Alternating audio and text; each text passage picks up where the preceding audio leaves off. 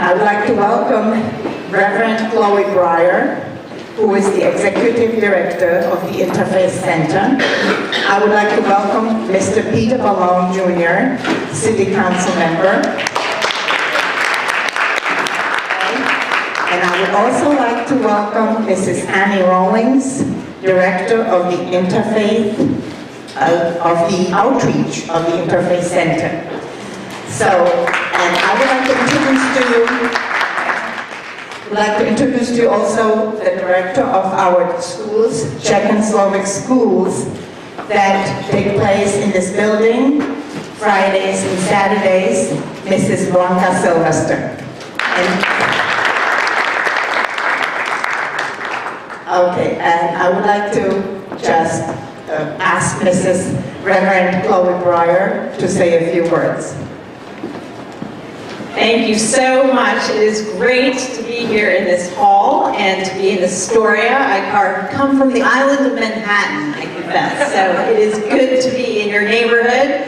My name is Reverend Chloe Breyer. I'm an Episcopal priest in the Diocese of New York and director at the Interfaith Center, where we work with several hundred faith leaders of different faith traditions, about 15, because this is New York City, and specializing in work with immigrant religious leaders and leaders of communities that really make the city a global city. And we put them in dialogue with each other about how to really address some of our city's most pressing needs, knowing we need all the help we can get from every religious corner to address poverty, hunger, violence, and that we are all in this together. And the origins of our conversation this evening, I have to say, date back a couple years when we and a lot of our other interfaith partners in the city were a bit embarrassed about how our city had gone through the 9th anniversary of September 11th, an event that was so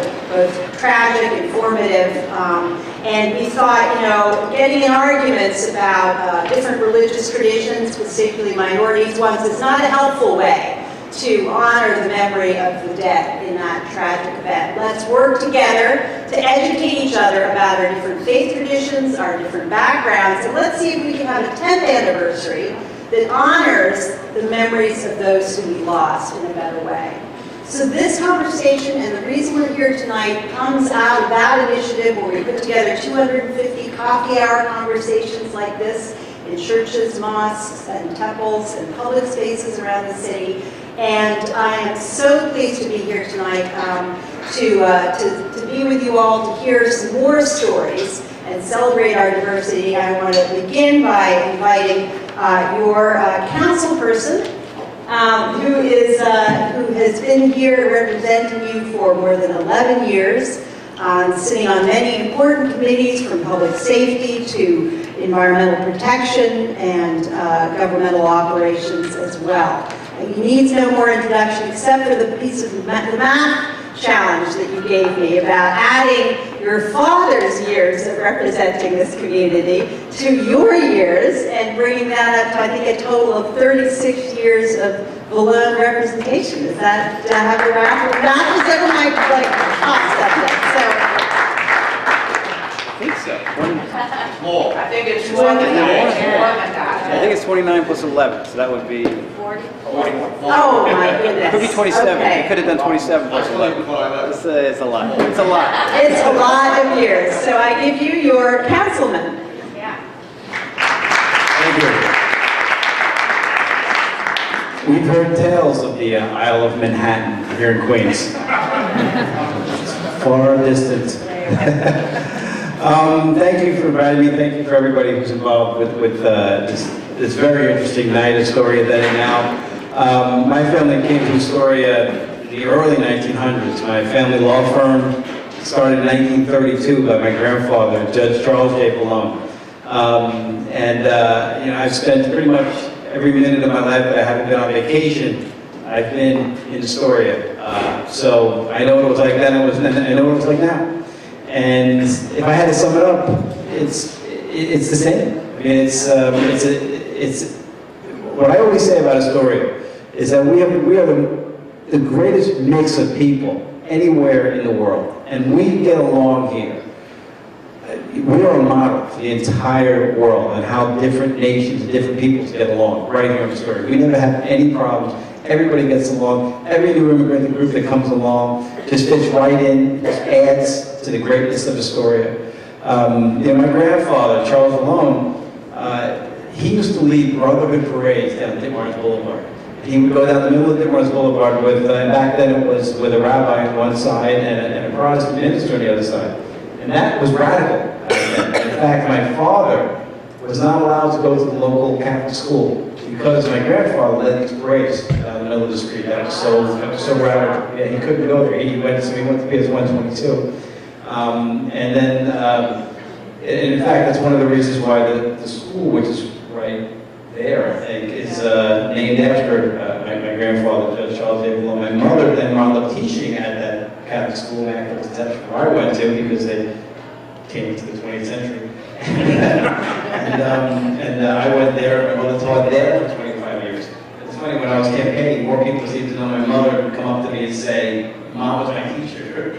When your mom taught my kids, then knew my dad. And as I said, my dad, I don't remember, was 27 to 49 years now. He represented this neighborhood. I've been doing it for about 11 years. Turning it out next year, so we'll see what happens after that. But it's just been a great honor to represent this neighborhood. I like to joke that Ditmars Boulevard. I grew up on Ditmars down by Shore Boulevard. I still live there. I moved around the corner from my mom so I can get food if I need it. Send my kids around. My kids get hungry. They go walk around Titi's house. On 31st in Ditmars, ran my father's law firm there for 10 years before I got elected.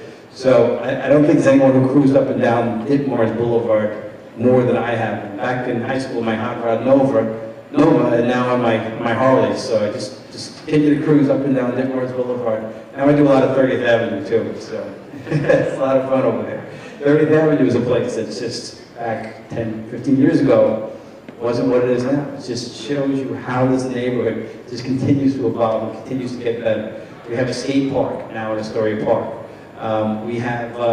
We're hoping to bring a theater to the diving pool in Astoria Park, so we can have outdoor theater, which I think would be the nicest outdoor theater anywhere around. I mean, you'll have the Hellgate and the Triborough, not the Kennedy, the Triborough Bridge, and in the park and the skyline, we'll have outdoor theater there. We were this close to getting a ski slope in Astoria Park this winter. Yeah, it would have been awesome. Everyone wanted that ski slope. I was this close to getting it here, but then Sandy came and the Parks Department is going to be spending all of its resources on that, obviously, so hopefully next year. But the story just keeps getting better and better. And I want to say a very, very profound word of thanks to Keith Connor, the neighborhood director, without whose stupendous organizational skills and outreach skills, this event would not have been possible. So thank you so much. And just a word about the timing of this event. You know, Thanksgiving is emerging as a time when we celebrate more and more the diversity of our communities. And Thanksgiving is starting to be a time in which religious leaders appear at each other's houses of worship. And so this event is actually scheduled now as a way of connecting with Thanksgiving and giving thanks for the cornucopia of riches that come from the diversity that we welcome in our country, but it's especially welcome in Astoria, where I have to say I lived from 1997 to 2010 on Ditmars, right by 36th Street. Hope to return someday. And without further ado, I want to introduce a brief film clip, and then we're going to hear from a panel of people who are going to answer some simple questions about what drew them to Astoria, maybe challenges, what they love about Astoria, and then it will be your turn around your tables to engage in the conversation with each other. So it's not just an audience and presenter evening tonight. I'm very delighted to introduce the moderator of our panel, and we were so grateful to Aravella Simotas' office for help organizing this, but not only that, she has graciously agreed to moderate the panel. And she is the assembly member from the New York's 36th Assembly District. In 2010, she became the first Greek American woman elected to office in New York.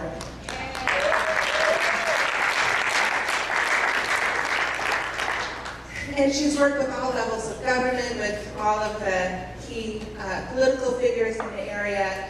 As an attorney, she worked with economically disenfranchised people, and she's been an advocate for seniors, for working families, for youth, and a great steward of the environment. So thank you so much, Assemblymember Simotas.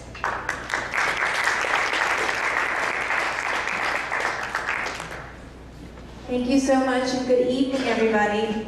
When I heard about this event and I was asked to participate, it was really my honor to accept. I myself am an immigrant.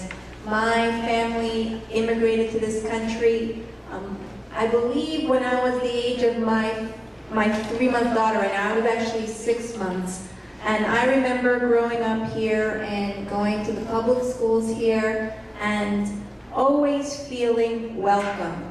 And that is why this community, Astoria, is so unique, where we really are a model of diversity for New York City. Which we've been asked every time that, you know, when we come here from a different country, why did you come here? Why did you come here? And it's very much all economics to 95% of immigrants.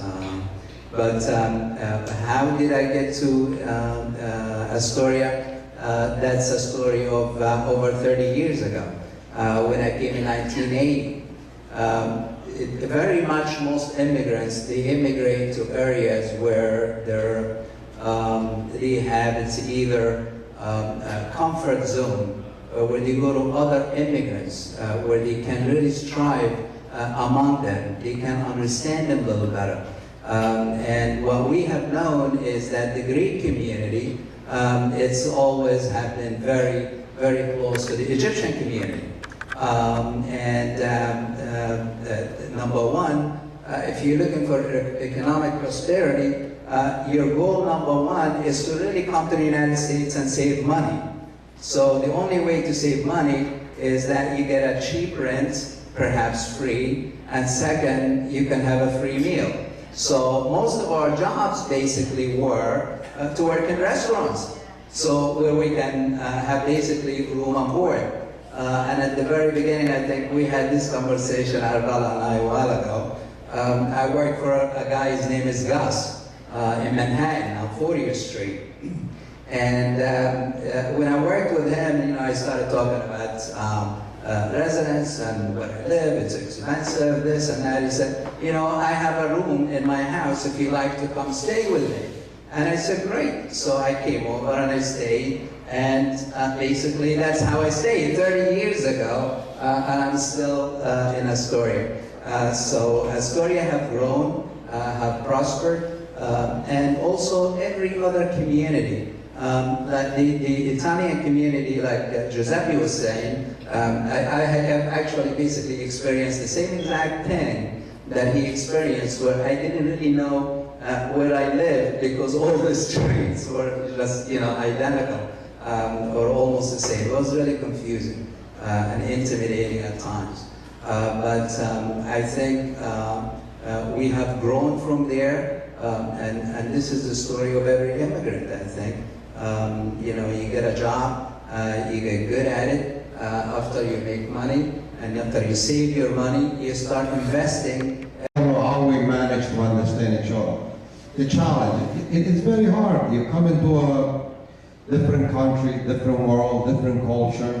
After traveling 7 days in a ship, with the water going up and down, it wasn't easy. And then we landed in the port of Manhattan, and as soon as we got out, it was a different world. Our eyes opened up wide. First of all, we thought my uncle was going to be waiting for us, but he wasn't.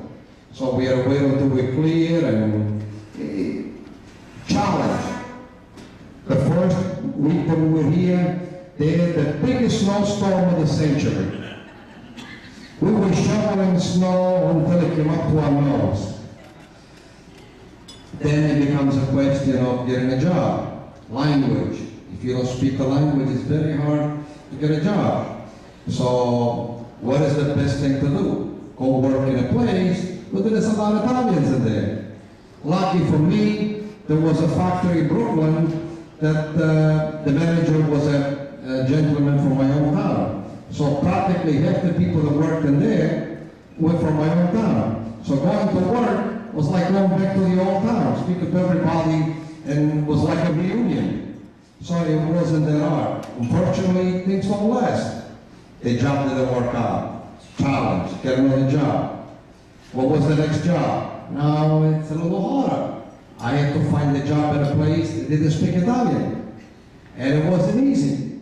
So you try to learn a new trade, adapt to whatever they try to teach you. It's not easy. And little by little, you settle down and you meet different people. And let me tell you, probably this country is the best country in the world, that if you fail, they will help you and help you and help you and push you up to succeed again. I'm not saying that it's not the same in my country or other countries, but I think the unique part of this country is people willing to help, willing to defeat the challenge that might be against you. So, and you can turn it into a success. So I'm really proud of the English that I speak, which is much better than others who are at this, they have lived here at the same time. And that's because we had TVs. My first investment in the country was actually I invested in a TV and a VCR, if anybody old enough to know what a VCR is. And I used to record the programs, and I watch it over and over and try to write it and rewrite it so I can pronounce it exactly the same way that they do. So thank God, from out of that challenge, I turned it into a success. So it is true, it is the greatest country that man ever known. Thank you.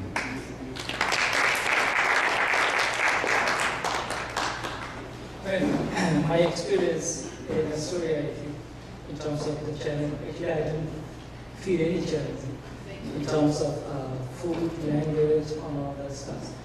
Only one thing I will tell you, this is very personal. It's actually not in Astoria. My office was downtown in 59 John Street. And when the September 11 happened, I was there. It was so much challenge for me because I saw the second barricade personally, me. And I saw the train, the building was burning. I saw people were jumping from that high building, holding their hand. Now, this is I didn't read in the newspaper, I didn't read in the, I didn't see in the news TV, I saw in my own eyes. And I was thinking, why me? Why I had to be there and watch all this stuff by myself? When Pearl Harbor happened, that time I was not in Honolulu. When JFK was killed, I was in Texas. But why me at that moment? I had to face this thing, and it was tremendously painful for me. And at the same time, even it was more painful because I'm actually from Muslim background, and I was not able to give any answer to myself too, and it was very painful. The good thing about this thing, after that, in 2001, we tried to find out some friends. I know some of my friends are here, they know the story. And in Bohemian hall, we get together, everybody, and we were supporting each other through many other storytelling, sometimes the English class, sometimes English, sometimes. But other than that, I didn't feel any challenges. Sometimes I felt lonely, but I think that loneliness is actually a problem with the memory. So I reorganize and realign my memory, and I create a new family. It's the family is actually not a biological family. Family is the person you feel comfortable with your friends society. So in that sense, I didn't feel any challenge, but at the same time, I overcome through all my support of my community here. Yes. Thank you very much for those very enlightening stories. It just goes to show how truly American your experiences are, that in adversity, you're able to find a way to move forward and a way to succeed. And that is what the American story is about. The next question for our panel. How do you balance honoring your traditions, your homeland traditions, with building friendships and making new friends in Astoria or in this country? Well, now we get to my subject. How did I build the friendships? I love to play soccer. So when I lived in Flushing, we lived in the middle of nowhere. I had no idea where I was. When we moved to Astoria, all the kids, now they are my age, those young men, where do you go for play soccer? Oh, we go to Astoria Park. Great. We go to Astoria Park. Most of the night, what do we meet? Italian against Greek, Greeks against Italian, every night. And it was nice. Although they didn't understand us, we didn't understand them, but we had the universal sport, soccer, and it brought us together. I met most of the friends that I have today. I probably met them in Astoria Park through playing soccer. In 1970, we created a soccer club called Astoria Italia Soccer Club. And some of those guys are still around, involved in the sport one way or another. The fact that we were mostly Italian, sometimes I'm looking at the picture the first year, and we had 14 guys on a team. I think we had one Greek and one Maltese. The rest were all Italian. Were we excluding anybody? No. These were the people that were around in those days. And then little by little, as my club evolved, got bigger, and we had a team at one time. We had no Italians. Most of the players were from all different countries. We had players from Egypt, Morocco, South America. I think we even had a guy from Russia, I'm not sure. Another little story. One of the young fellas that I met in the early 60s, we got very close, but then we sort of lost contact. He came from Czechoslovakia, which now is Czech Republic, separated. Very nice fella. I remember one time we had a fight in the park, and out of all the people, he's the one that stepped in to help me. So it goes to show you that anybody you meet in good faith, they will always be your friends. Now, with me and my family, I happen to have a beautiful family. I have a nephew, a wife, and his 2 children. And they treat the children equally. They don't favor one child over another. And that's the way it should be. And that's why I love my family very much. And God bless them, and I'll tell you, I'm religious, but I'm not a fanatic. I go to church every Sunday, and every day when it's a holiday. I go and I pray to God, and that's why God keeps me so well. I only take one medicine, nothing more. And for my age, that's something true. And God bless all of you, and God be with all of you all the time. Family, there's, nothing replaces family. I've been married for 22 years. My daughter just became 20 years old. She's in Oxford University, and my son is in high school. So family, it is extremely important. And I think to most of the immigrant community, faith, family, and hard work these are the keys to the success and to the American story. And I think when we came, we tried to make friendship, the best friendship actually that our community have made, or my friends have made, is basically with their bosses, because they spend more time with them working than they spend with anyone else, and then they grow from there and basically get married and have their families. I also started to join clubs, democratic clubs, civic participations. I started doing so many activities to have friends and really understand the community as much as I can. And I made so many friends out of that. Like you said, with the church or the mosque, I think most immigrants, they just always go to the place of faith where they can have people that they can feel comfortable with, and also the faith gives you comfort, especially when you're away from your home. So I think the place of worship, the democratic clubs, and having family is extremely, extremely important. And that's how we made friends, and that's how we survived all this time. Thank you. Remember each single trouble I had. It's a personal experience, very somehow, but I cannot cite any one single incident that I had problem in the story.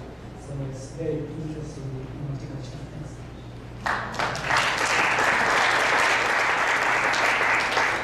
I would really like to extend my personal thank you to every member of the panel for their very insightful comments and for their participation. And I would like to add my own favorite thing about Astoria. Uniquely, its transportation options. Believe it or not, in New York City, if you think about Queens, and if you think of the fact that you can live in Astoria and get to New Jersey, Brooklyn, Staten Island, Manhattan, the Bronx, in probably 10 minutes, if you drive the way that I do, or 15 minutes, about 15 minutes. It's really, I think that we're the center of the universe. It's not Manhattan. I believe that it's Astoria itself, not even Queens, it's Astoria. And also, I read a statistic recently that 60% of the population in Queens are immigrants. 60%. I think if we did a study about how many immigrants live in Astoria, it would be higher than 60%. And I think that that is really a testament to how wonderful this community is for newcomers. It's a place where you begin a new life. And that is, I think how we should describe Astoria, a place where people come from different places to create a new life. But thank you so much for being here tonight. Thank you to everybody who organized this event, and thank you for allowing me to participate.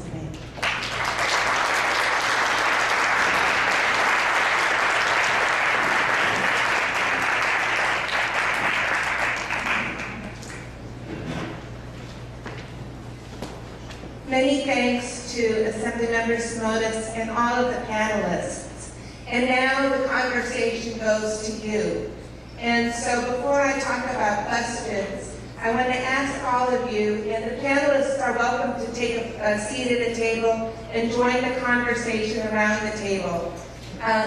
Just take a moment, and everyone at the table, just introduce yourselves. Just say your names to each other.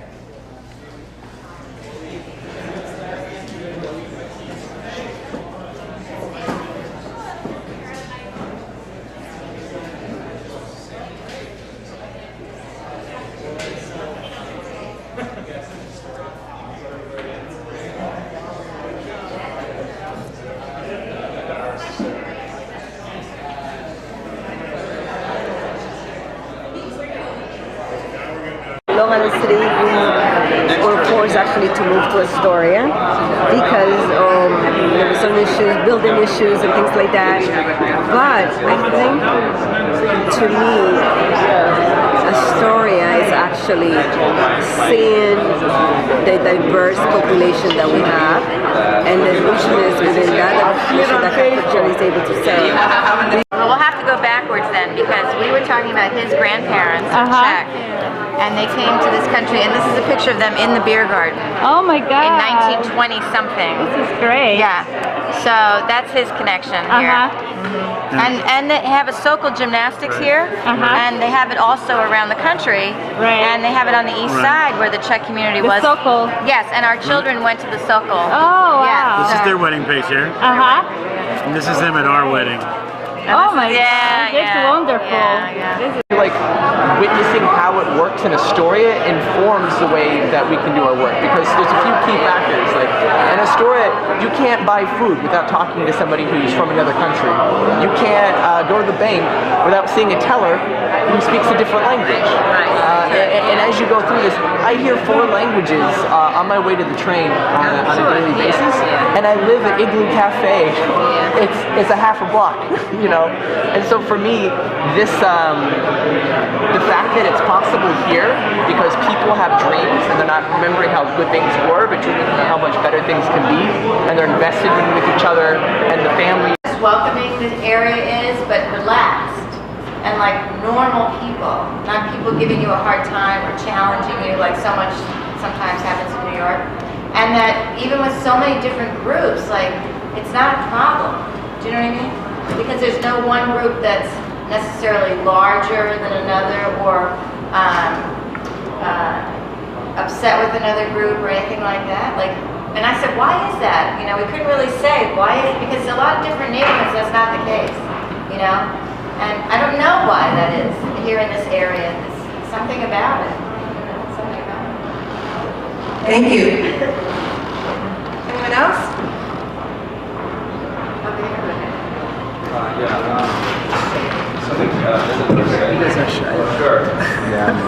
It's something Mizanur said actually. It's the point that, you know, it's possible for different ethnic groups to coexist, so to speak, but still be very autonomous within themselves and not really interact with each other as groups with other groups. So in that way, sometimes you have to make a concerted effort to, as in Mizanur's work, penetrate into these other cultures or you know, groups of people that maybe you otherwise wouldn't. So to gain sort of an actual understanding instead of, well, beyond just a coexistence. I learned there are fig trees in Astoria.